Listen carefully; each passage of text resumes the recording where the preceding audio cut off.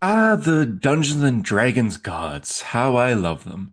Divine beings packed with love that are often overlooked in campaigns for reasons that honestly do make sense. We see these gods show up in adventure books or adaptations, like Shar and Mystra in Baldur's Gate 3, but outside that, it's tough to find any information on these guys. The 5th edition Player's Handbook had a massive list of them that included gods from other mythologies, but this list was well, it's a list. There's not much information outside if they were good or bad. So when it came to someone wanting to play a cleric or a paladin, or a dungeon master searching for ways to put a goddess in a temple in their campaign, it was up to the wiki pages to help us out. But finally, we have a better way for this. Forgotten Realms Heroes of Faerun is Dungeons & Dragons' newest book as of the recording of this video, and it has a whole chapter dedicated to the gods of D&D. 42 gods with information on who they are, who prays to them, what they can do, where they're from. It's huge, and it's exactly what I was needing for this. So in this video, I'm going to sort of summarize these gods by telling you a breakdown of all of them. I'm going to go through each of them in alphabetical order to help you, fellow new cleric or paladin, on deciding who you would like to pray to aid the others. Or destroy, because there's evil gods on this list too, of course. I do want to be clear that the information I'm saying in this video is a very loose summarization on what these gods are, their chosen, and a little bit of lore on them. I'm basically doing a list so that your paladin, your cleric, maybe your warlock, or it could be an NPC you come across like a priest or ally or even a villain, has more information that they can easily access here. I won't be going over too much detail on the lore outside of that though. If I did, this video would be like 10 hours long because these guys have a lot of information on them. By the end of this video, you will have a much better understanding on the gods of D&D, and if you like how some of them sound, you can maybe explore more on what I said here. Do some research on them. Each one of these gods have mountains of lore, so with that being said, I'm just gonna sort of jump into it because there's 42 of these. Number 1 is Amaunator, the keeper of the eternal sun. Amaunator is a stern god of the sun and law, all about order, oaths, and shining light on truth. He's the blazing noon sun, not the gentle dawn or morning like Lathander is. This is the real god of the sun. People call on him when signing contracts or declaring laws, waiting for sunlight to break before sealing a deal in case he's watching them. His temples are filled with skylights, glowing torches, and ensure his gaze is ever present. When he speaks, it's often through radiant dreams or messages that descend through beams of light. His chosen, I should probably mention, for those who don't know, his god's chosen is like a cleric or a paladin, someone that gets their power from a god, or it could be someone that the god's just choosing to outdo their bidding, like a priest or a dictator in some cases, like Gortash was in Baldur's Gate 3. So if you are playing a cleric or a paladin or even a warlock, or you can be a bard or a barbarian or whoever, if you want a god to be giving you power, you become that god's chosen for the most part. Anyways, going back to Amaunator, his chosen wields magic that burns away darkness and exposes lies, acting as agents of truth and order wherever they go. That sounds like a pretty good god, honestly. Well, what's number 2 is? Number 2 is Asmodeus, the Lord of the Ninth. A very evil god. Asmodeus rules the 9 hells, a god and a devil wrapped in a charm of temptation. He offers mortals pleasures, powers, and salvation in exchange for their souls. Even the faithful or sometimes other gods whisper his name in desperation. His messengers are snakes, imps, or fallen angels that are beautiful and dangerous and always smiling. That's how you can tell if they're a messenger of Asmodeus. A smiling snake is a bad sign. Temples to Asmodeus are hidden. Worship is conducted behind locked doors and whispers and candlelight. His priests thrive on greed and fear, promising comfort in hell of all places. His chosen can peer straight into your soul instantly, knowing if it belongs to someone else. Hey, we're already on number 3, and I have one more thing that I like to say. Should have said this beforehand. The gods of D&D, although there are so many of them with a lot of lore, not a lot of them actually have art based on them. So bear with me on the editing of this video. I'm not going to be doing unofficial art. I'm only going to be showing official art of these gods' appearances, and most of these gods actually don't have art of their appearances. But they do all have symbols. So the symbols you're going to be seeing in this video are the official symbols to these gods. The chosen or the priests or the followers of these gods would be seen wearing necklaces with the symbol on it, or you would see these symbols on churches or temples, showing where these gods kind of like are prayed to, I suppose. Anyways, number 3 is Auril, the Frost Maiden. Auril is the goddess of winter's cruelty, frost, stillness, all that. She freezes all that she loves, art, flowers, even people, preserving it forever. Her worship is rare, mostly in lands where winter refuses to end, and people pray out of fear, offering food, firewood, or even their own lives to appease her. Her temples are open to the sky, rituals cruel and chilling, with supplements racing through freezing air between frost-covered pillars. Now her chosen are equally cold. They're usually spies or killers and watchers who channel her icy powers. Oftentimes you can see Winter Walker Rangers praying to Auril, the Frost Maiden. Number 4 is Azuth, the Lord of the Spells. Azuth is the god of spellcrafting, guiding mortals to shape magic. Called the High One, he's Mystra's right hand and the first magister, ensuring magic is dispelled and orderly. Legends hint that he actually is in love with Mystra, although the priest dismisses this as just a rumor. Stop spreading rumors about our god. Temples to Mystra often include shrines to Azuth. Azuth's chosen, known as the Favored, are pioneers of arcane discovery, constantly pushing the boundaries of how mortals wield magic, doing things like circle magic and other things like breaking magical items to find out how they work. Now, number 5 is Bane, the Black Hand. This is one of the first gods on this list that has pages and pages and pages and pages of lore on the wiki page.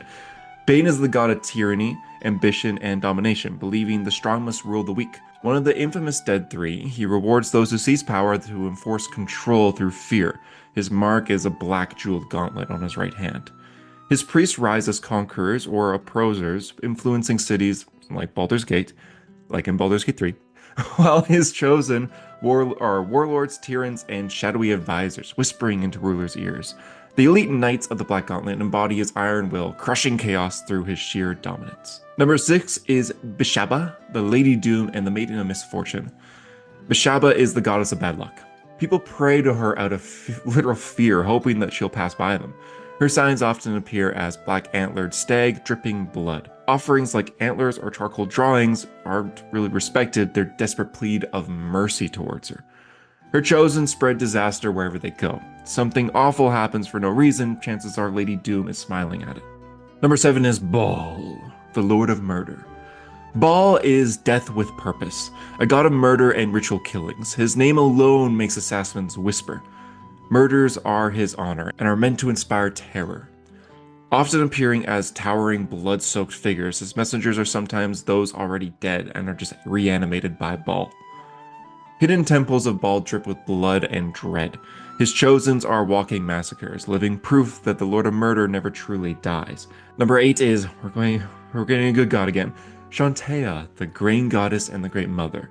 Chauntea is the heartbeat of Faerun and Dungeons & Dragons farmlands, the goddess of home, life, and farm itself. From farmers to city folk, nearly everyone prays to her before a harvest or a meal or even a birth of a child. She embodies quiet growth and gentle rhyme of life, and the joy of seeing someone flourish. Her followers celebrate her during green grass and high harvest, offering flowers and thanks for crops. Temples are very simple and very open. They're practical spaces, teaching soil care and crop rotations and herbal remedies. Chauntea rarely chooses a chosen, but when she does, they're humble, they're kind, and they're deeply rooted in the community, the seeds of cultivations and a wandering order of her faithfulness. She can heal famine-struck lands and defend against blight or Talona or other threats of growth. She is basically D&D's Mother Nature, as far as I'm aware. Number 9 is Cyric, the Dark Sun and the Prince of Lies. Cyric is the god of lies, chaos, and betrayal. Once mortal, he killed gods during the time of troubles, and even caused spell plagues to claim power for himself. He speaks through hazy dreams and sends undead rivers of spread decency. His followers thrive in secrecy, believing that they once understood his very will when he was mortal. Cyric's chosen are lies, often undetected even by divine truth magic, which is pretty crazy. They guard cursed artifacts and they can bend books of readers that worship him. Most fear him rather than pray though, for his name alone brings chaos or ruin. If I was a kinder dungeon master, if someone prayed to Cyric, I would have even something like Zone of Truth not affect them, because Cyric is channeling them, saying that their lies are truths in their eyes. Just an idea. Number 10 is Dendeneer, the first scribe and lord of all images. Dendeneer is the god of writing, symbols, and truth, so the opposite of Cyric. Recording all that should be remembered, serving under Oghma. He speaks through moving quills, whispering books, and living words. Scholars, artists, and scribes pray to him for clarity and accuracy when inspired. His priests travel the land teaching literacy and preserving knowledge, while his chosen can channel his power directly through sacred texts. To them, knowledge itself is divine, and they serve as living embodiments of the written world. Number 11 is Eilistraee. I think I'm saying that right. The Dark Maiden and the Lady of Dance. Eilistraee is a drow goddess of freedom, beauty, and moonlit song. She rejects Lolth's cruelty, which we'll get to later, as she guides drow towards hope, compassion, and life on the surface.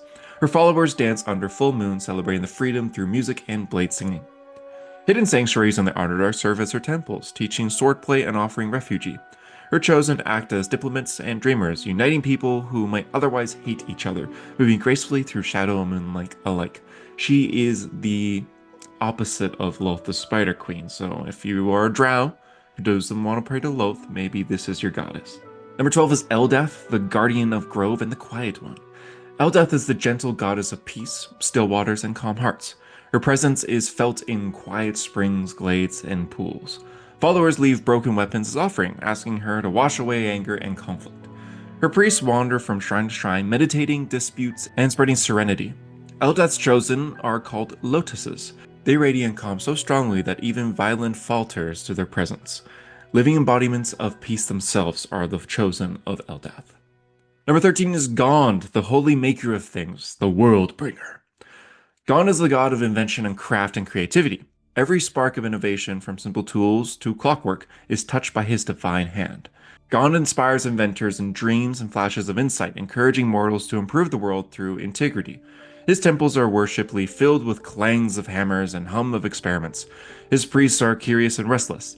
They will destroy copies of their own inventions as offering to honor Gond's cycle of creation and renewal. Among his followers are the Gatherers of Gond, a more secretive order who seek the forgotten techniques, the materials, and blueprints, just to enhance them. Gond's chosen see the world as a living machine. Every problem is a mechanism to solve. Every invention is a spark of divine brilliance.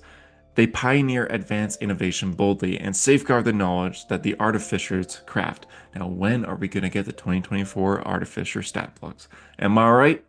Am I right? Number 14 is Helm. He is the unsleeping eye and the vigilante, because Helm is the god of vigilance and protection, the eternal guardian who never sleeps.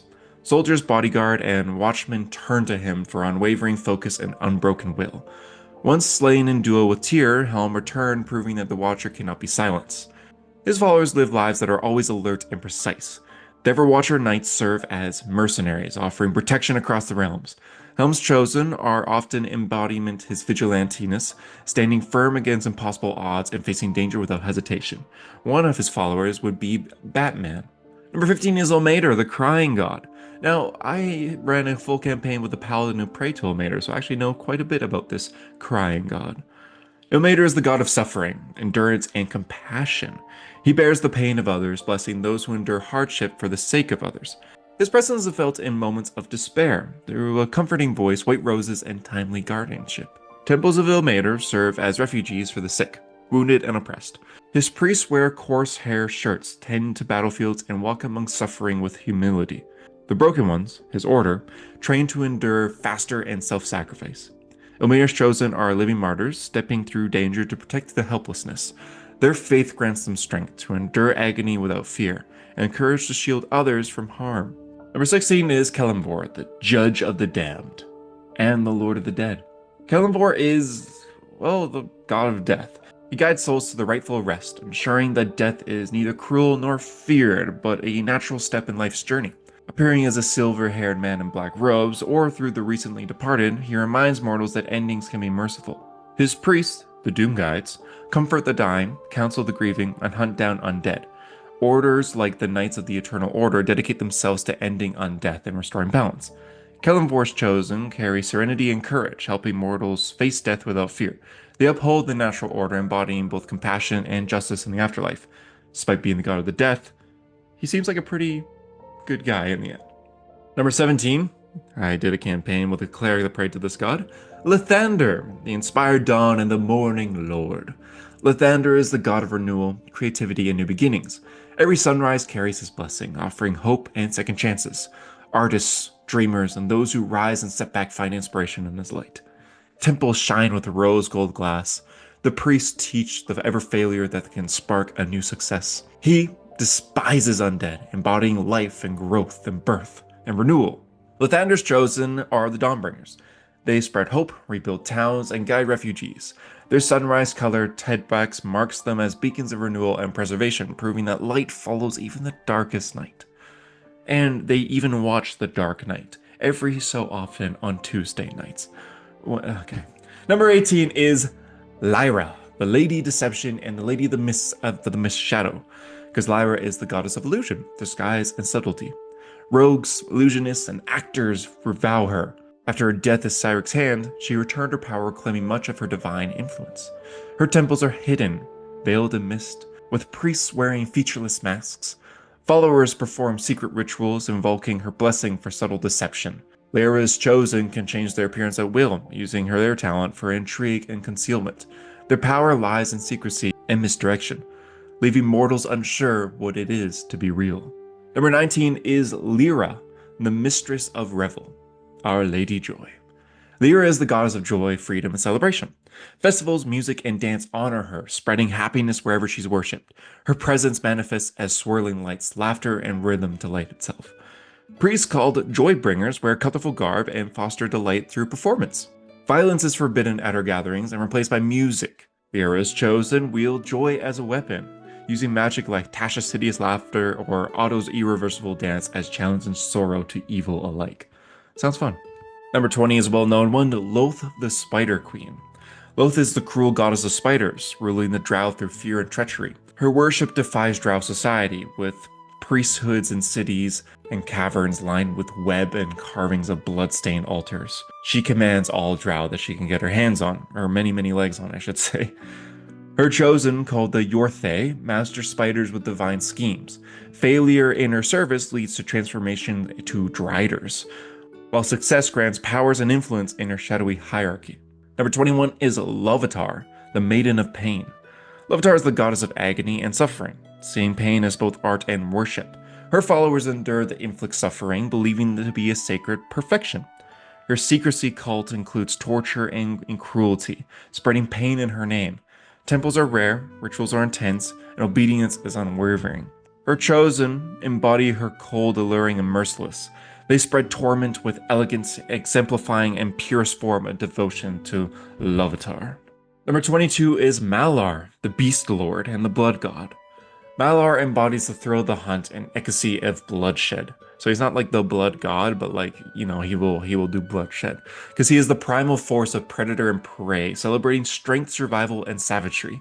His followers are hunters, D&D hunters, berserkers, and lycanthropes, often adorned for the trophies of their kills.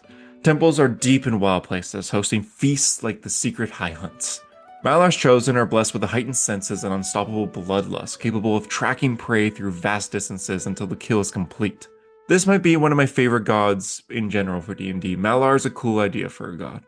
Number 23 is Mask, Lord of the Shadows and the master thief of all thieves. Mask is the god of shadows, secrecy, and stealth. Thieves, spies, and trickster honor him. He appears as a masked figure or manifests as a mask on another person's face. His priests are called demarches. They operate in secret, upholding the code of Mask's purse and commands respect in all criminal circles. Mask's chosen are unseen masters of deception. You're talking spies, you're talking thieves, and you're talking rogues. They trade secrets like gold, vanishing without a trace, and embodying the god's master of shadows. Well, I guess we're just past halfway now. Number 24 is Mielikki.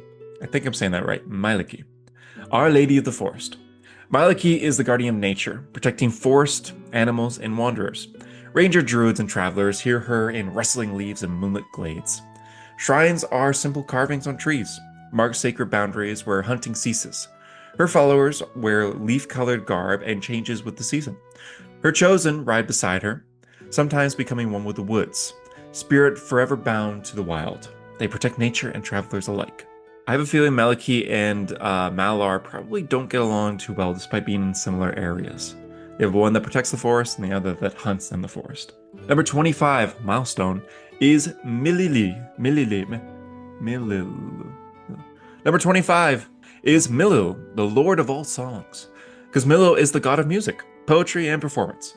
Bards and performers pray to him for inspiration and confidence before taking to the stage. I prayed to him before recording this, before taking to the microphone, I guess. Temples are built for acoustics. Concert halls, schools, taverns. Priests celebrated songs, laughter, and art, challenging tyranny through performance. Milil's chosen move hearts and nations with their voice, stirring courage, sorrow, or love, embodying the divine power of song. I wonder if Milil respects all songs. Like, I get like you write songs, you pray into Milil, but will Milil respect does Milil respect anime openings? Because I hope so.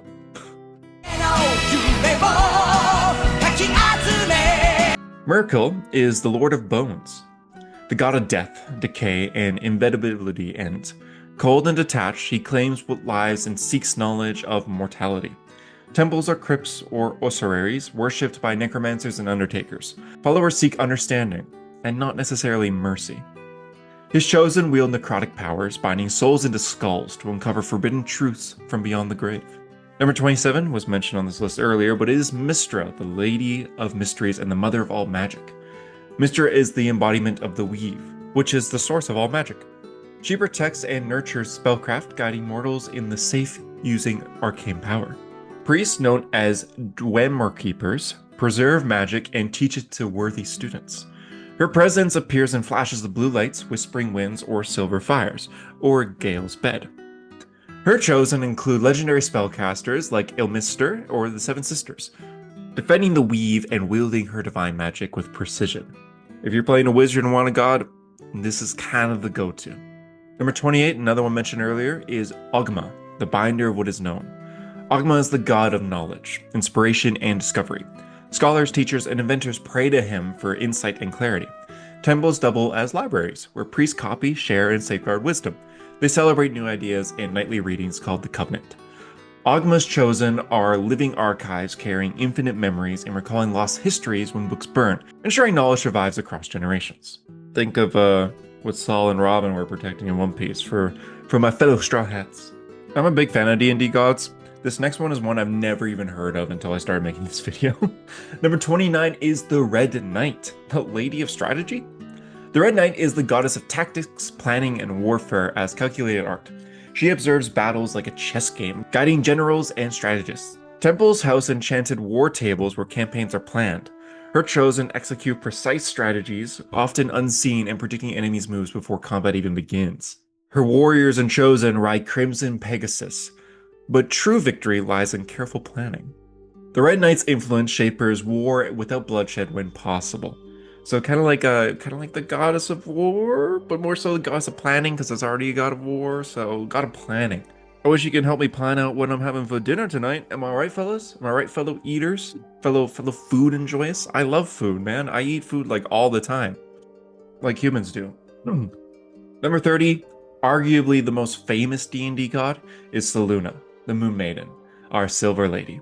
Selune is the goddess of the moon, stars, navigation, and the protectness of darkness. Her presence lights the nights, offering guidance and safety. Her faithful include sailors, travelers, and those who cherish the night and the moon. Temples open to the sky with rituals honoring the moon phases. Selune's chosen bring light into darkness. Knights of the Lady wield magic and steel, opposing evil while guiding those under night skies. Number 31 is Selune's sister, Shar, the mistress of the night, and Our Lady Lost. Shar is the dark twin of Selune, goddess of shadows, secrets, and sorrow. She embodies oblivion, offering release to the burdens of pain. Priests comfort mourners in secrecy, sometimes offering revenge. Her Order of the Dark Moon is a network of spies and assassins, perfect instruments for her will. Shar's chosen surrender their past, remembering nothing but devotion, serving the Mistress of Night with unwanting secrecy and shadowed precision. She is the goddess of darkness. Number 32 is Shaundakul, who is the rider of the winds and the helping hands. Shaundakul is the god of travel, exploration, and safe passage. His voice is carried by the winds of the guiding travelers and spellcasters alike. Priests maintain shrines and hidden air portals across Faerun, supporting those on perilous journeys. His chosen soar through continents on winds of magic or aiding pilgrims, cleansing ruins and connecting distant lands, embodying his freedom and guidance. Number 33 is Silvanus, the Oak Father. May the Oak Father guide you. That was my Hausen impression. How was it? Let me know. Silvanus is the god of wind nature and preservation in balance. He animates forests, streams, and even small creatures in order to maintain order. Druids form the heart of his faith, protecting wilderness from waste and expansion. Shrines are oak groves or carved symbols in trees. His chosen bond with specific natural domains, thriving when their land prospers and surviving when it falters, acting as guidance in the wild. I did a house impression earlier because he follows the Oak Father. He is considered like not necessarily a chosen to the Oak Father, but like just a follower of him. Number 34 is Sune, not to be confused with the franchise Dune. I think it's actually pronounced Sune. Lady Firehair, Lady Love, and Princess of Passion. Sune is the goddess of beauty, love, and passion. Followers honor her through art, fashion, and romance, seeking joy in all forms. She appears as a radiant red-haired woman. Temples are public baths or salons, emphasizing beauty and connection. Her chosen inspire through creativity and physical beauty, teaching that love and passion are sacred expressions of the divine. Number 35 is Talona, Lady of Poison, Mistress of Disease, Plague, and Crone. That sounds terrible. Who are you, Talona? Well, Talona is the feared goddess of poison, sickness, and disease. That makes sense. She actually lashes out when slighted, her wrath often deadly.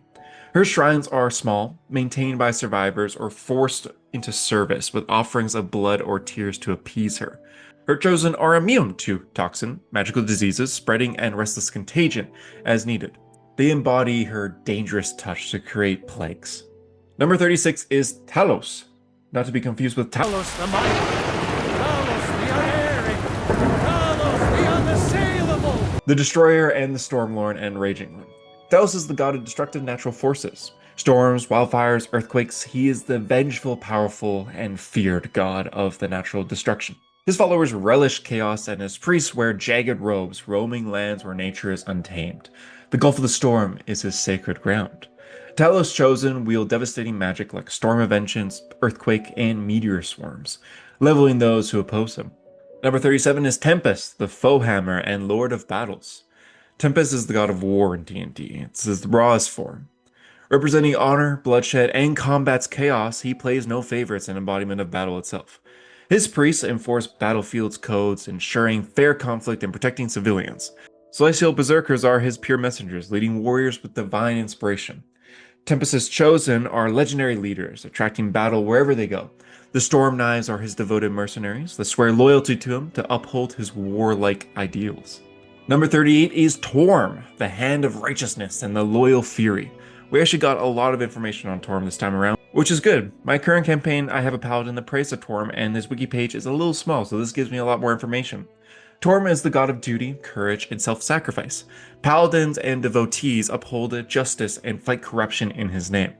Temples are fortress-like sanctuaries decorated with lion motifs. His priesthood walks closely with Tyr and Ilmater, forming the Triad. Torm actually takes the form of a lion oftentimes. Torm's chosen battles Bane, enforces justice, and carries out holy quests.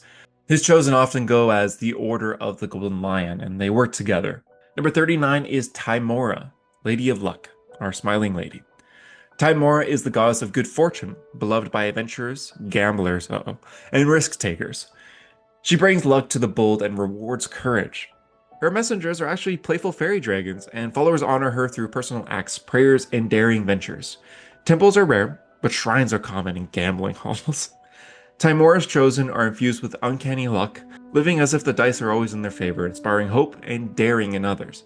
If these gods were in real life, every D&D player would pray to Tymora before rolling. Number 40 is Tyr, the Ever-Handed and the Grimjaws of the Maimed God. Tyr is the god of justice, stern and unwanting. Blindfolded and one-handed, he symbolizes sacrifice in the purest of law. His followers dedicate themselves in truth and fairness, correcting wrongs and judging the guilty. Orders like the Knight of the Holy Judgment exemplify his ideals. Tyr's chosen have endured great suffering for justice, gaining divine strength and uphold his demanding moral code. Number 41 is Umberlee, the Queen of the Depths, one of my personal favorites. Umberlee is the furious goddess of the sea, feared more than loved. Sailors offer gems and treasure to calm the storms as they sail by. She appears as a woman, shaped from the ocean, with talons, fins, and cloaked of jellyfish. Priests roam coasts, exacting tribute for safe passage. Her chosen are powerful aquatic beings, carrying her fury into land and sea, embodying the storm of the depths and the unpredicting wrath. Our final god is number 42, Waukeen, the Coin Maiden. Waukeen is the goddess of wealth, trade, and opportunity, favoring merchants, traders, and inventors. She appears radiant, surrounding by gold and symbols of prosperity. Temples act as guild halls, promoting fair competition and investing in innovation. Followers reinvent profits to help others prosper. Her chosen are masters of contract and trade, able to unravel even devilish bargains, ensuring commerce flows smoothly across Faerun. And that is all 42 gods, all the new information on the 42 gods here. Oh, that was a lot. This isn't all the D&D gods though. There's still other gods out there that just weren't mentioned in the new book here. That doesn't mean they're not canon, it just means they likely won't have a focus for a little bit. We still don't have a god of time here, or a god of blood here, or a god of mind flayers here. Those gods do exist in official lore. I mean, at least the god of mind flayers does and the god of time does. The blood one I'm not too sure of. But keep in mind, you can make your own gods as a dungeon master, or even as a player. Ask your DM, can I make a god of slow motion? And maybe they will allow that. Dumb joke. But yeah, a lot of these gods are old, a lot of them have new information though, and a lot of them have so much more lore and information than what I just gave to you here. If you're interested in some of these gods, if you're like, oh, I really like the Red Knight, I like to look more into her, you can look it up. There's wiki pages on her, you can find out a lot more lore and history, or you can pick up the Heroes of Faerun book, where there's a whole paragraph about her. Same with Lliira, or Lathander, or Helm, or any other god that I mentioned here. There's so much lore on. This is just the hint of information given on these gods here. But yeah, I hope you enjoyed this video. I hope you enjoyed these past long videos here that I've been doing, kind of deep diving into lore and everything like that. My next few videos won't be as long as this one, I think. And I'll be going back to like tips, tricks, and ideas rather than lore deep dives for the next little bit here. But thank you so much for liking these videos. I hope you guys enjoyed them. I really enjoyed making them. I love D&D lore and history. I enjoyed diving deep into learning all about this stuff with you guys. So thank you. Anyways, thank you for watching. I'll see you guys next time. Bye-bye.